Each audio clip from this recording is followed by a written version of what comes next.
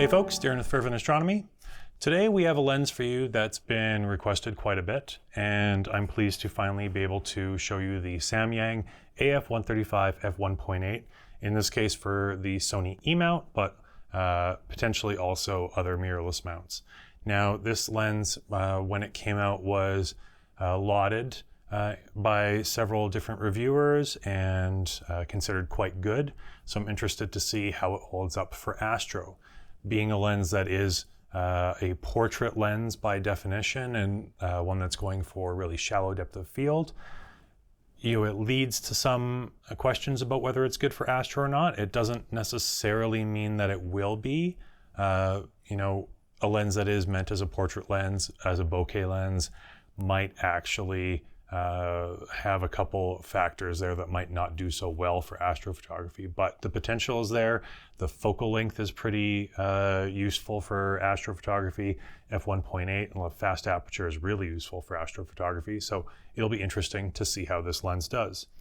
Overall, it's not too heavy, but it is a bit of a chonk, and I'm not quite sure what it's made out of. It seems like it could be either composite or metal. In this case, I'm not really sure it matters. A lot of lenses are made out of both. What really matters to me personally is the optics inside and the durability. Whether it's composite or not, I could really care less as long as it's durable. We've got a couple different features here. A focus hold button, which I think can probably be customized to do other things. We've also got this custom switch, M1 and M2. By default, that will control focus with the manual focus ring, as you might expect, but you can actually switch it over and then control the aperture steplessly manually, or if you get their adapter that you can connect the lens to a computer with, you can use their lens utility, I believe, to give it other functions, or at least other functions were intended at the time of release. We've also got a focus limiter switch here, especially useful if you are also using this for portraits or just using it for portraits in general.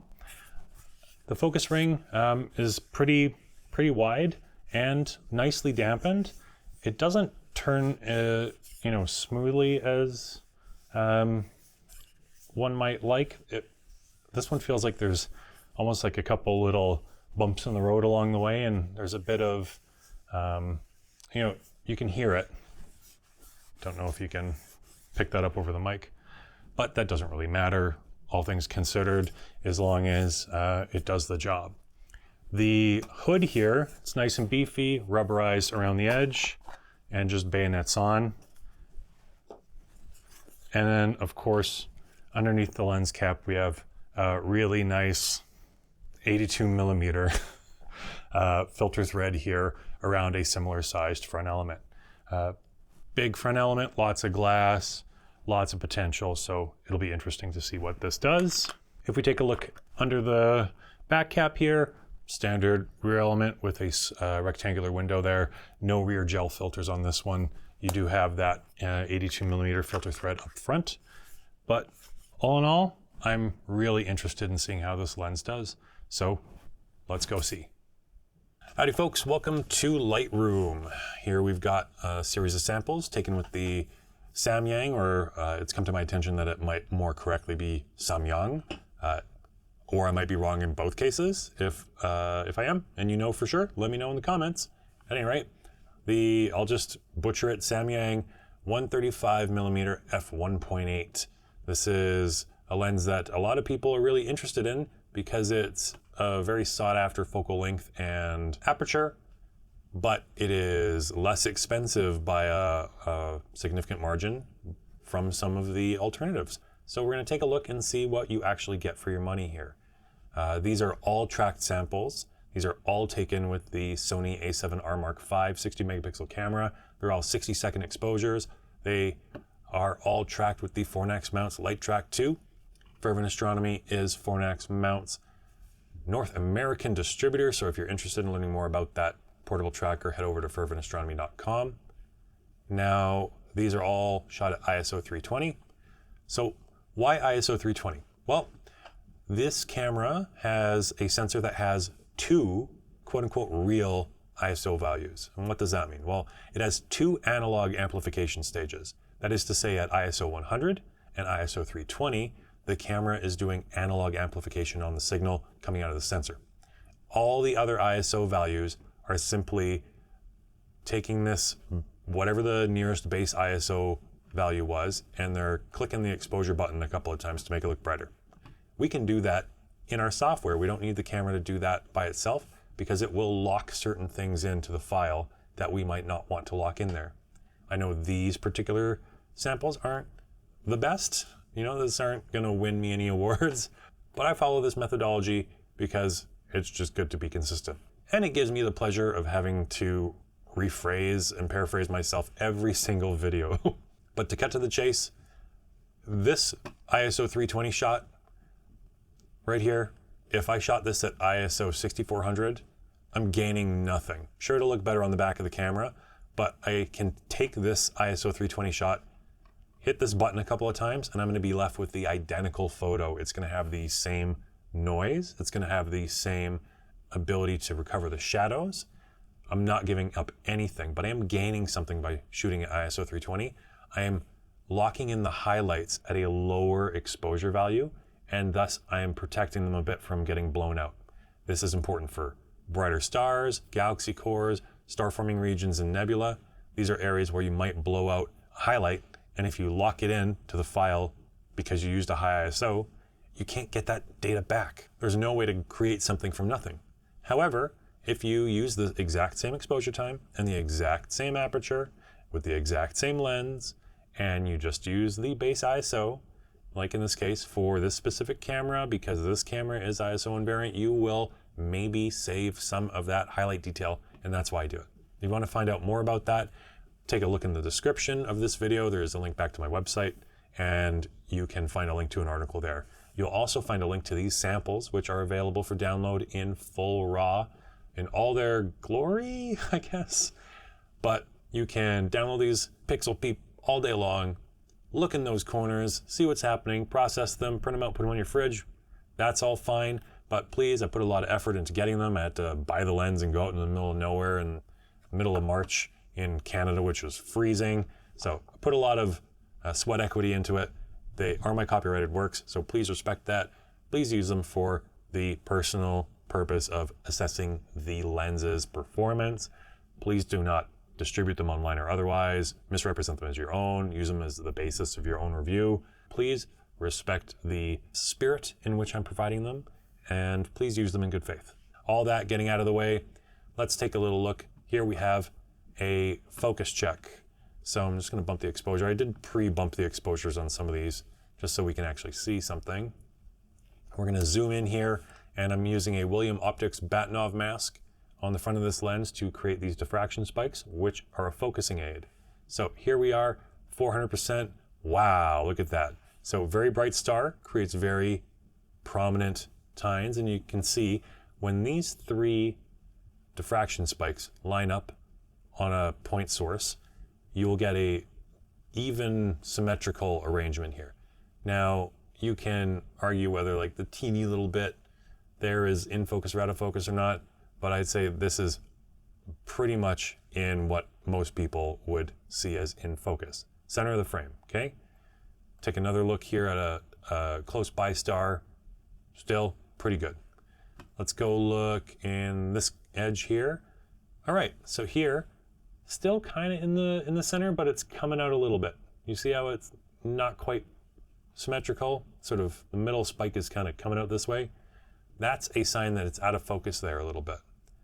Sometimes you'll get these ones that you can't really decipher, like this one, where it's just a single diffraction spike. You lose the other ones. It's just a fact of physics. That's how that works. Let's see. All right, here's another one. It's definitely a little bit out of focus here. We're kind of getting closer to the edge there. So what's happening here? Well, this is called field curvature.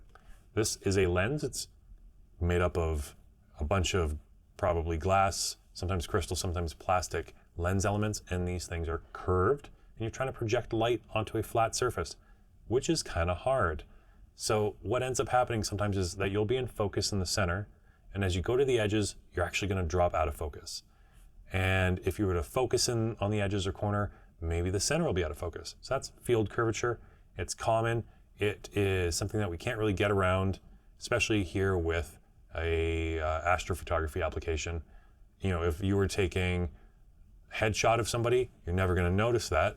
And this is a lens that you would commonly take, you know, professional portraits with, because, you know, you'll have the subject's head in focus in the center, and as things get towards the edges, they're not going to be the focus of the frame, and they're going to be out of focus anyway, probably.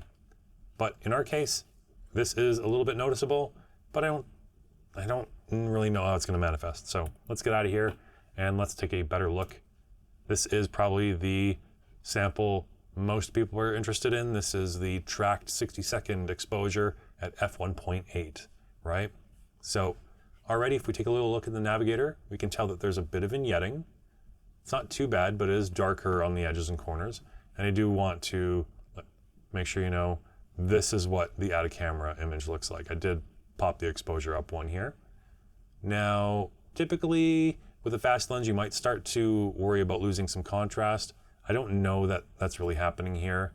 It's not really giving loss of contrast, but I'm also zoomed all the way out. So let's zoom all the way in. Boom.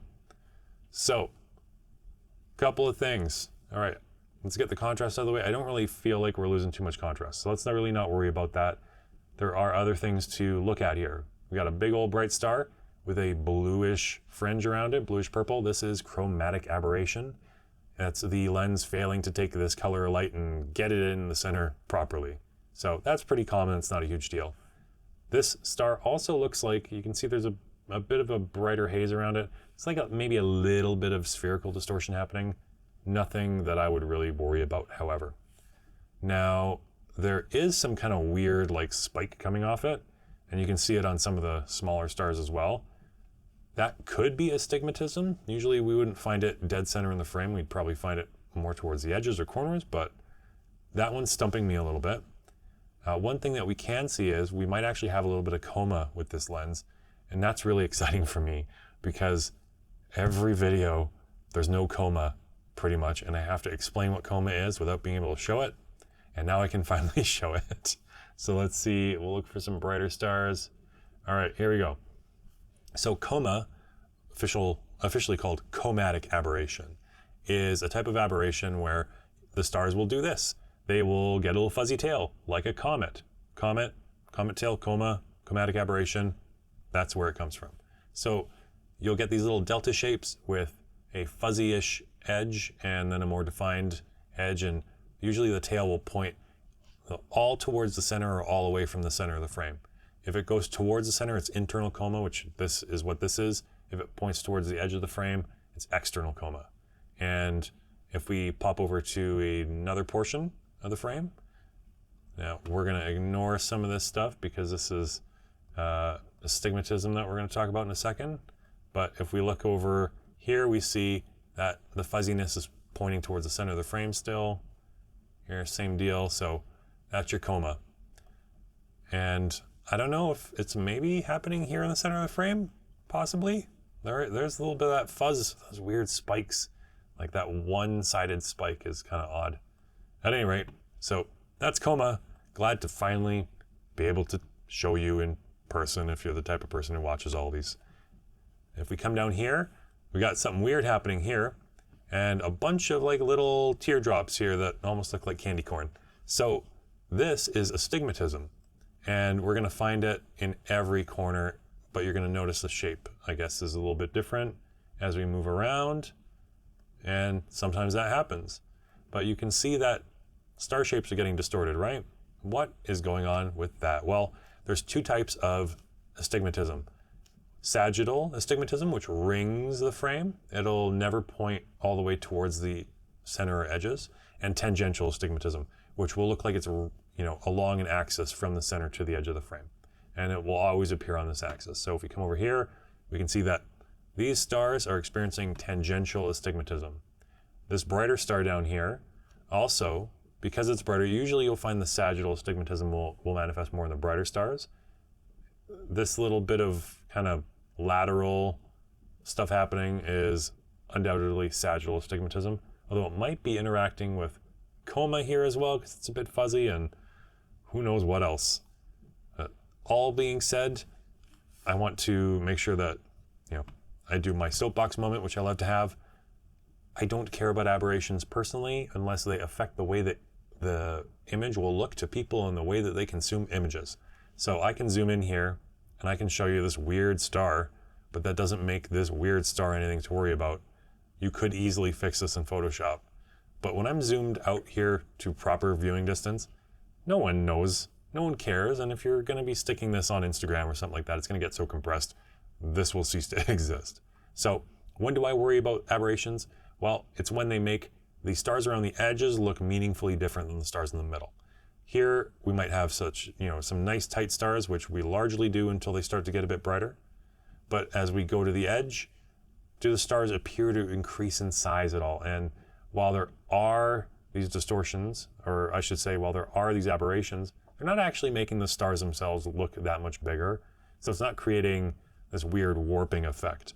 So this is, really, especially something you're going to want to pay attention to if you're doing stacking. So let's say we had Rho-Fuji cloud complex here, right here, and then, we have one where it's over here. If we have vastly different reproduction across the frame, you're not going to be able to stack those two photos very well. You might be able to get away with it, but you might not. So that's where all this comes into play. If it's not really affecting that type of practical stuff, I tend not to worry about it. That being said, there is definitely astigmatism, and I expected there to be, so I'm not surprised. And there's a little bit of coma, but it's not terrible. The only thing that I find really odd is whatever's going on here with the spike and the spikes in the center of the frame. The coma in the center of the frame, there's a little bit of fuzziness. I'm not thinking that's too much to worry about, but it's not something you generally want to see in the middle of the frame. So this is a little bit odd, but you get what you pay for. This isn't a $3,000 lens, right? It's the budget option. I assume we're all going to assume that we might have a little bit of extra quirks to deal with. So we're just going to scroll through the samples now. 1.8 F2, you can see when we skip to F2, we actually lose that bright spot in the middle. So we're losing a little bit of exposure, maybe gaining a little bit of contrast, but gaining more of a consistent exposure across the field. That being said, is there a big reason on that alone to stop down? I don't really think so. We'll see what, if any, corrections are necessary to even that out.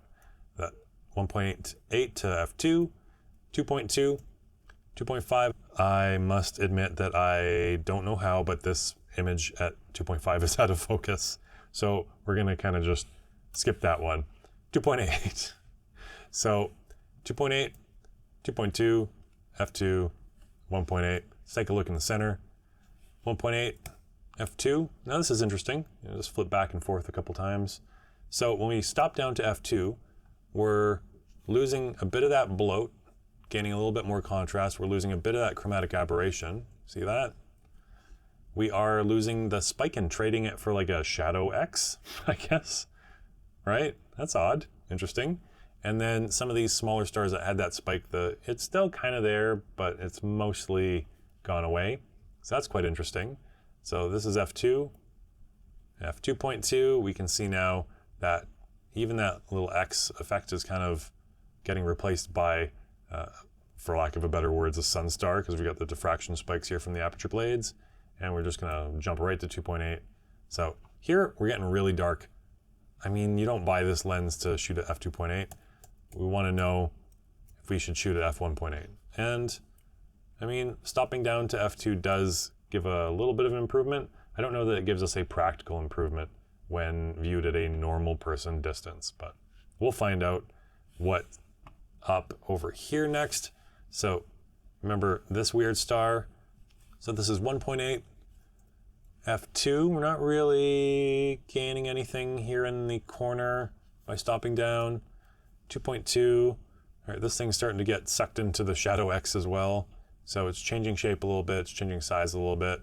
I don't suspect that that's causing any noticeable issues at normal people viewing distances.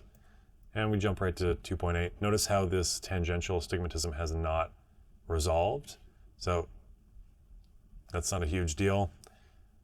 but this is too dark. We're gonna go back here. So overall, like I said, unless the stars around the edges and corners are getting really big relative to the center, I don't have a ton of problem with the astigmatism or the coma.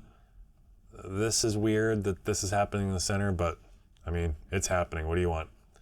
Let's look at this sample. Now here, I focused in the corner. I put a bright star in the corner, focused in the corner. So if we go in the middle, you can see that things are kind of smooshy and out of focus. Let's go to the bottom right-hand corner, and wow. So that kind of weird star is actually worse when it's in focus. This is, I mean, it's kind of neat, but yeah, I don't think this is an improvement. So, and here we can really see what's going on. It's very, very prominent. So I do not think that you will want to focus in the corners, especially if you have big bright stuff in the corners and the edges. It is definitely highlighting the astigmatism and whatnot here. And, you know, given that this lens has a minor field curvature, I'd say to just stick to focusing in the center and stay away from that nonsense. All right, we're gonna pop here into the develop module and zoom in here. This is f1.8. Remove chromatic aberration, never works. Manual, it's got a little defringe dropper, and click on that blue purple and look, it's gone. One click, you fixed it. Look at that. It almost looks monochrome now because it's really gotten rid of that color, but you should be able to find like red or yellow stars. It just has killed a lot of that blue purple fringe, which you can adjust down here. Now, if we go back to the profile window, I'm not going to be clicking enable profile corrections because it says there's a built-in lens profile applied. So we don't actually get to make the choice. So the geometric corrections probably are already done. That being said, we do have vignetting. So if we can't do it through a profile correction, let's try the manual vignetting tool here.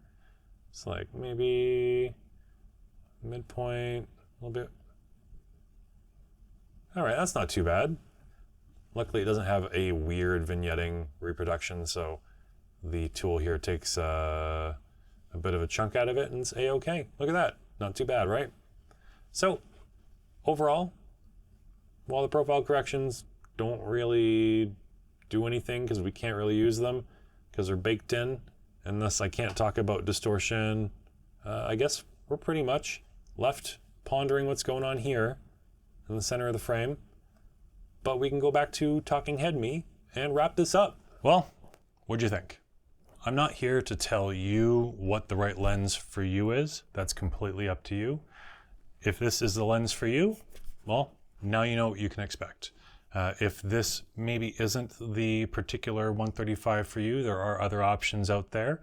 I'm not sure if you have the Sony G Master version in your budget or not, but that's always a consideration. And there should be a Viltrox 135 1.8 coming out sometime soon, at least as of recording. So there are options.